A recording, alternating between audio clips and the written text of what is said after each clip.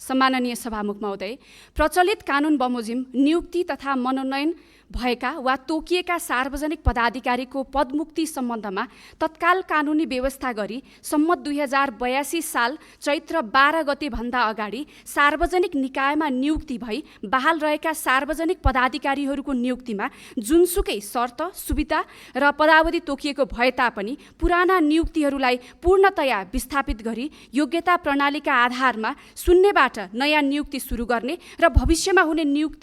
हुने पदाधिकारीहरूलाई आफ्नो जिम्मेवारीप्रति पूर्ण उत्तरदायी बनाउने उद्देश्य राखी सम्बन्धित ऐनहरूमा रहेका तत्सम्बन्धी व्यवस्थाहरूलाई तत्काल संशोधन गर्न नेपालको संविधानको धारा 114 को उपधारा 1 बमोजिम सार्वजनिक पदाधिकारीको पदमुक्ति सम्बन्धी विशेष व्यवस्था अध्यादेश 2083 जारी भएकोले सम्माननीय सभामुख महोदयको अनुमतिले सभा समक्ष यो अध्यादेश पेश गर्दछु। धन्यवाद।